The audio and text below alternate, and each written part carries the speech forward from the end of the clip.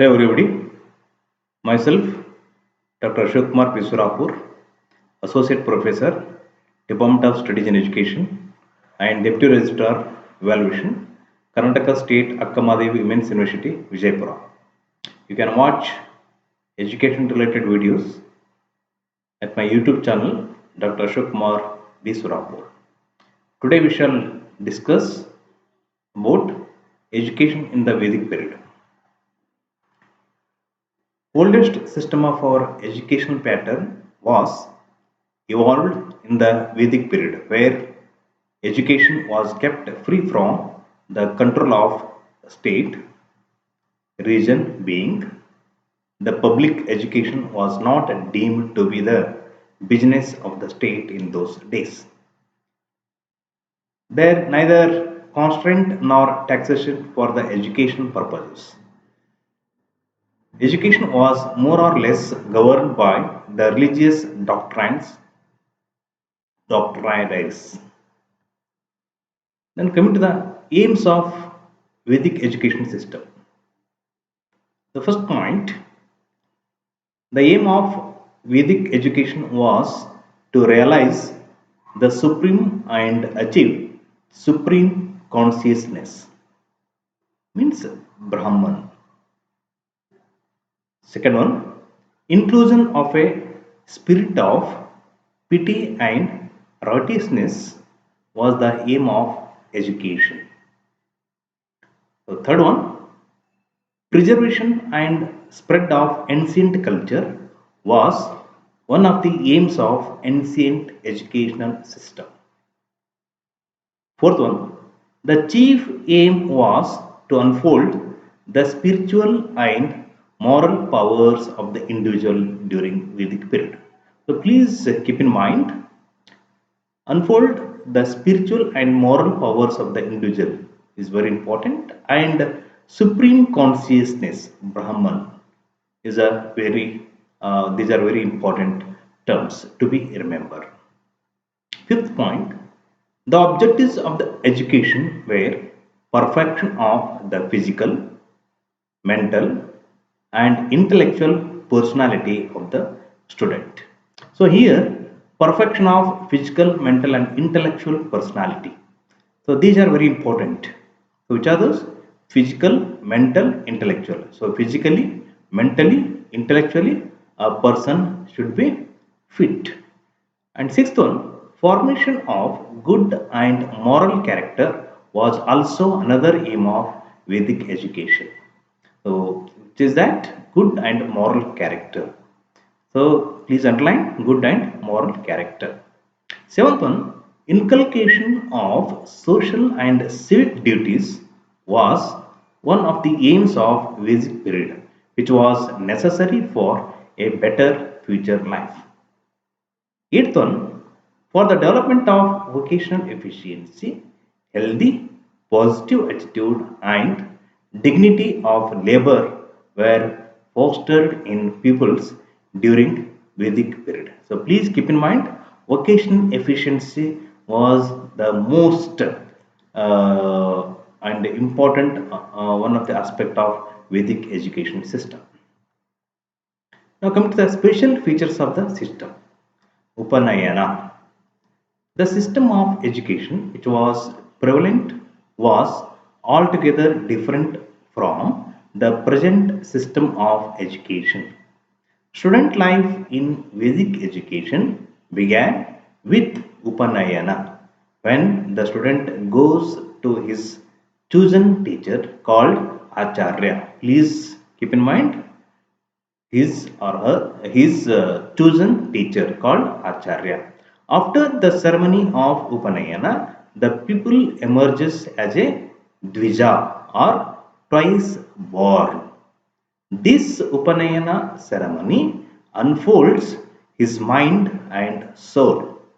After this ceremony, the pupil was called as a Brahmachari, a new and changed individual, both internally and externally, from which he began his student life. The age limit for Upanayana ceremony was 8 years. 11 years and 12 years respectively for Brahmins, Kshatriyas and Vaishyas. Now come to the centers of learning which are called as Gurukulas. The place of learning during Vedic period is Gurukulas. Learning was almost monopolized by the Brahmins. The home of the teacher or Guru was the center of learning in Vedic period, which was situated in natural surroundings, not artificially constituted. It was functioning in solitude and silence. Gurukulas were the residential schools and the student had to live there during the stay of his education. It embarked the Guru Shishya tradition in education. Teacher pupil relationships. How, let us see how the teacher pupil relationship was there during Vedic period.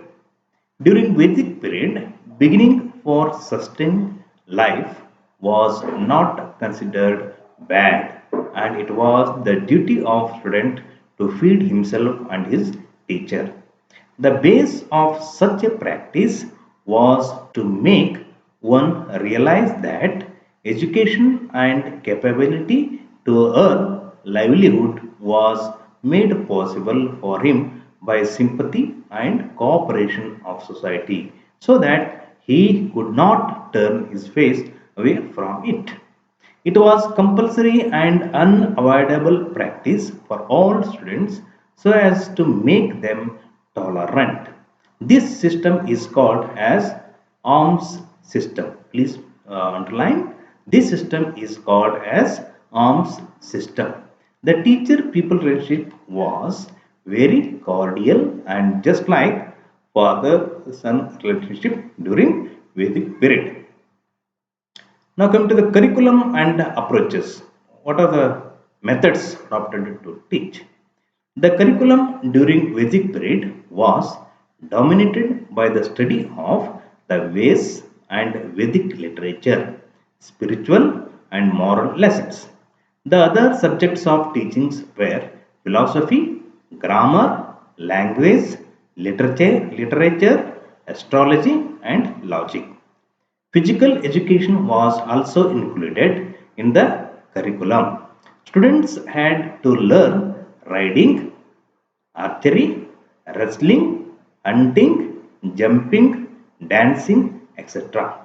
Some professional and technical subjects like Ayurveda or Chiksvidya, which are called as medicine and surgery, astronomy, mathematics, Arthashastra, etc., were given due importance in the curriculum. So please highlight, underline the subjects which are called as Ayurveda or Chiksvidya.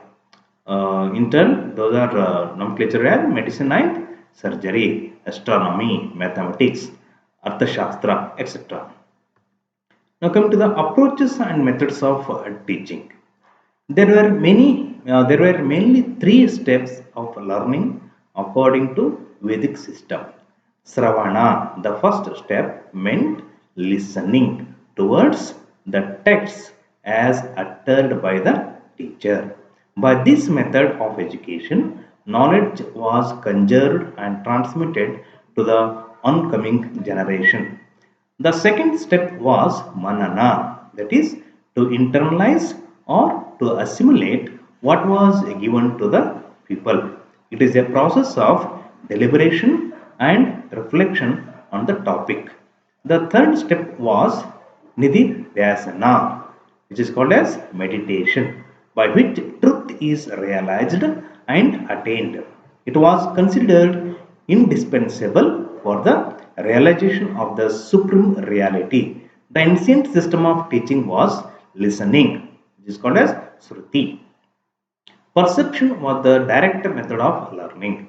Lecture, dialogue, debate, discussion, question answer, sightseeing, etc. were adopted as the methods of teaching. On the whole, both intuitive and empirical methods, both yogic and scientific methods, were adopted for acquisition of knowledge and skills. So please note down the Sravana and Manana are very important.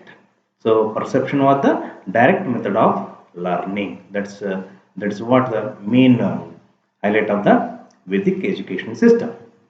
Now come to the status of women education. Women in ancient India had free access to education. They were expected to participate in Vedic sacrifices and utter mantras. Even some of the hymns of the Rig Veda were composed by the poetesses. Such learned ladies are Viswara, Lopamudra, Apala, Urvasi, Gosa, Sulabha, Lilabati, Maitreyi, Saraswati, Kshana, Gargi, and others. The general position of women in ancient India was unique. They enjoyed high status and independence in the society. An unmarried young learned daughter ought to be married to a learned bridegroom. This was very important in the Vedic education system. Even girls could freely choose their husbands. The customs of infant marriage and enforced widowhood were not prevalent in Vedic India. The ancient women had equal rights with men in respect of education. Next one, in the Vedic period, the women not only enjoyed privileged position but also possessed high standards of morality. The number of women who used to receive general literary and cultural education must have been fairly large. There are women teachers who engaged in teaching and are called as Upadhyayani. So, I repeat, there are women teachers who engaged in teaching and are called as Upadhyayani. Next, lady teachers may probably have confined themselves to the teaching of girl students. Panini refers to boarding houses for lady students, Chhatrasalas, and these probably were under the care of lady teachers. Sometimes boys and girls were educated together while receiving higher education. But female education received a great setback during later Vedic period, primarily owing to the deterioration of the religious status of women.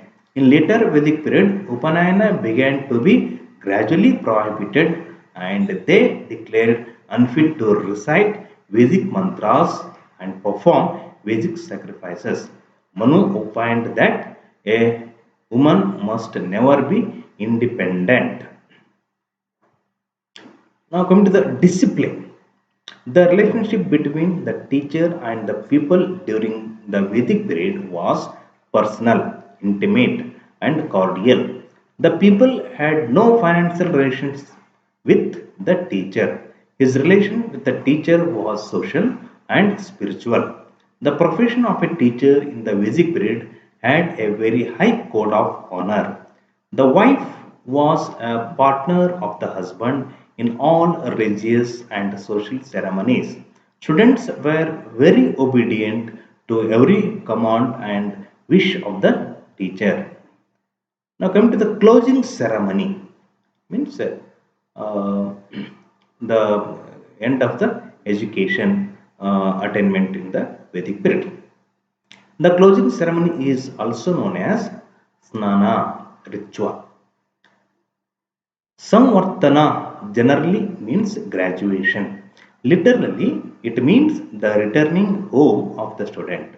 It is a very simple ceremony and was performed by the student, Brahmachari.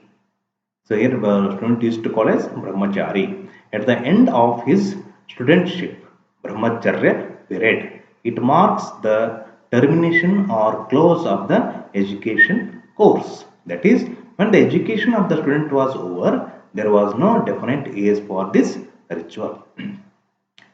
The duration of the student life varied with different courses, and so no fixed age could be prescribed for the ritual. Though the ceremony is simple, it is very significant. It included a number of acts signifying the end of the austerities imposed upon the condition of studentship. First, an auspicious day was selected, and the brahmachari was required to confine himself in a room throughout the morning. Coming out of the room at midday, he shaved his head and cut off all marks of his studentship. Then followed the bath in perfumed and scented water, and then were also thrown into the water all the external signs of his brahmacharya, such as the upper garment, the lower garment, the girdle, which is called as mekhala, the deer skin, ajina, and stuff. After the bath, he becomes a snataka wearing new garment. He who performs the Samvartana ceremony after having finished the study of the Veda but before the time of his vows has expired is a Vidya Santaka. According to Upanishads, at the time of parting, the teacher would give the following valedictory address. So let us see what are those valedictory address. Number one, speaks the truth. Number two, practice virtue. Number three, do not neglect the studies. Number four, make some handsome presents to the teacher. Number five, do not cut off the line of progeny and be a householder. Number six, do not serve, do not swear from truth. Number seven, do not swear from virtue. Number 8, do not swear from welfare. Number 9, do not neglect what is good. Number 10, do not neglect thy duties to gods, parents, and wise men. Number 11, worship thy father and mother and teacher as a god. Number 12, worship thy guest as a god. Now coming to the merits and limitations of the Vedic education system. Merits. Number one, paid greatest attention to the individual physical, mental, and character development. Number two, the Gurukulas were situated at a distance from inhabited areas so as to prevent excessive contact between students and society. Number three, the teachers imparted education without any discrimination. Number four, teacher's house was an abundance of family feeling. Students did not suffer from the lack of any familial necessary. Now, limitations.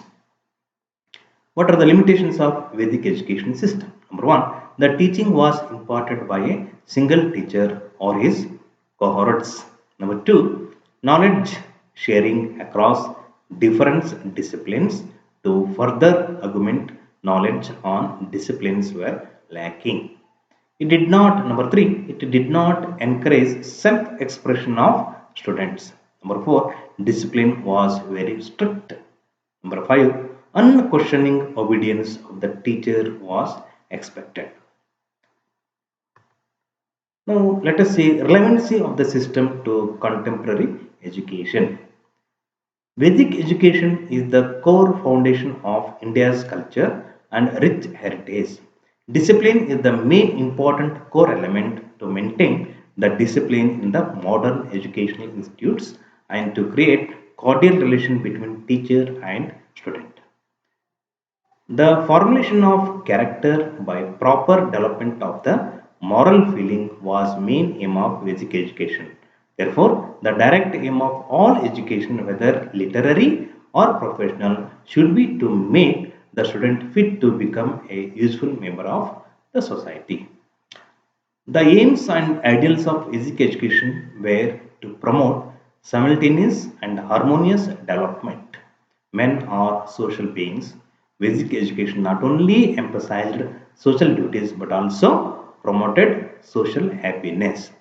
So please remember that cordial relation between teacher and student and useful member of a society and promoted social happiness. These are highly relevant to the contemporary education system.